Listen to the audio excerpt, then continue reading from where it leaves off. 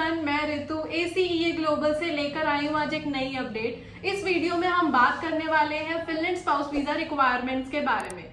शुरू करने से पहले जो लोग ये वीडियो देख रहे हैं, आप हमें सब्सक्राइब कर लीजिए, साथ ही साथ बेल आइकन पे जरूर क्लिक कर दीजिए ताकि आने वाले टाइम पे नए अपडेट्स और आप हमारी सक्सेस स्टोरी से वाकिफ हो सके।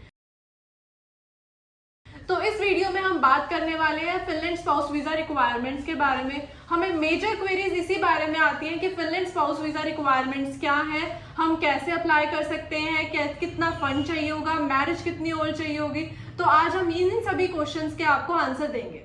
जो फर्स्ट क्वेश्चन हमारा यही आता है कि मैरिज कितनी ओल्ड चलेगी। फिनलैंड में ऐसी कोई रिक्वायरमेंट नहीं है कि जो आपकी मैरिज है वो पुरानी होनी चाहिए, कि 1 ईयर 2 ईयर्स ओल्ड होनी चाहिए। 6 मंथ ओल्ड मैरिज भी एक्सेप्टेबल रहती है। नेक्स्ट क्वेश्चन जो आता है कि फिनलैंड स्पाउस वीजा कैसे आप अप्लाई कर सकते हो। अगर आप हस्बैंड एंड वाइफ दोनों साथ में अप्लाई करना चाहते हो तो आपके पास ऑप्शन रहता है कि आप दोनों ही अपना स्टडी वीजा अप्लाई करो। जिसका भी आपका एक्सेप्टेंस आ जाता है वो एज अ मेन स्टूडेंट चला जाएगा और जो दूसरा एप्लीकेंट है वो एज अ डिपेंडेंट जा सकता है। बिकॉज जब आपका एप्लीकेशन टाइम पीरियड होता है, एडमिशन के टाइम पीरियड के अंदर आपके स्पाउस रिलेटेड कोई भी डॉक्यूमेंट वहां पे अटैच नहीं होता है, तो वो आपके ऊपर आप फाइनल डिसीजन उसके अकॉर्डिंग ले सकते हो। अगर आप अकेला ही एक बंदा जैसे कि वाइफ या फिर हस्बैंड मेन एप्लीकेंट रहता है, उस केस के अंदर क्या है कि सबसे पहले आपकी मेन एप्लीकेंट की ही एडमिशन क्राइटेरिया फॉलो होता है। एडमिशन क्राइटेरिया होने के बाद जब आपका एक्सेप्टेंस लेटर आ जाता है, जब आपको अपनी वीजा फाइलिंग करनी है, लाइक TRP की प्रोसेसिंग करनी है, उस टाइम पीरियड के अंदर आपके जो डिपेंडेंट रहेगा उसके डॉक्यूमेंट्स लगते हैं और उस टाइम पे उसकी सेपरेट एप्लीकेशन रन होती है एंटर फिनलैंड पोर्टल के थ्रू। और अगर हम बात करें कि फंड्स रिक्वायरमेंट के अकॉर्डिंग, जो फिनलैंड की स्पाउस वीजा की रिक्वायरमेंट्स रहती है, जैसे कि अगर मेन एप्लीकेंट जा रहा है तो उसकी रिक्वायरमेंट रहेगी 6720 यूरोज।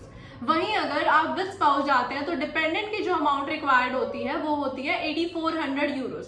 तो आपको 8400 यूरोज डिपेंडेंट को अपने अकाउंट के अंदर ही दिखाना होता है और रिकमेंडेड रहता है कि आप विद 3 मंथ्स ओल्ड दिखा दें और 3 मंथ्स की बैंक स्टेटमेंट ही अटैच होती है।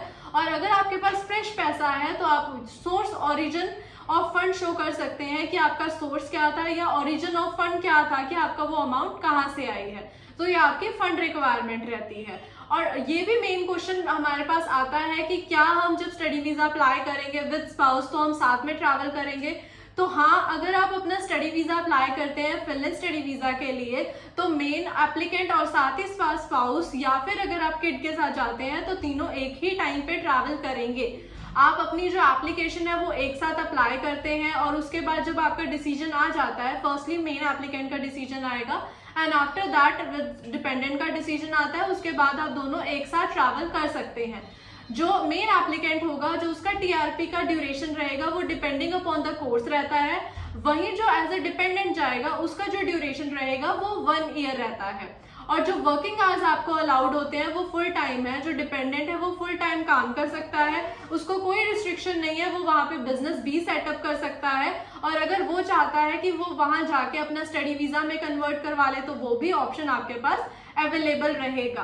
तो ये थी हमारी फिनलैंड स्पाउस वीजा की रिक्वायरमेंट्स। तो अगर आप भी अपना फिनलैंड स्टडी वीजा अप्लाई करवाना चाहते हैं तो एप्लीकेशंस अभी ओपन है फॉर द सेपरेट एडमिशंस। और अगर आप जॉइंट में जाना चाहते हैं तो जल्द ही एप्लीकेशंस ओपन हो जाएंगे। तो आपको रिकमेंड करते हैं हम कि आप जल्दी से जल्दी अप्लाई करें, टाइम वेस्ट मत करें, बिकॉज प्रोसेसिंग में टाइम लगता है। आपके पास बहुत सारा नंबर ऑफ ऑप्शंस अवेलेबल होती हैं, तो अगर आप पहले अप्लाई करेंगे तो ऑप्शंस आपको ज्यादा मिलेंगे। तो आज ही कॉन्टैक्ट करें एशिया ग्लोबल में 7479174791 पर। Thank you.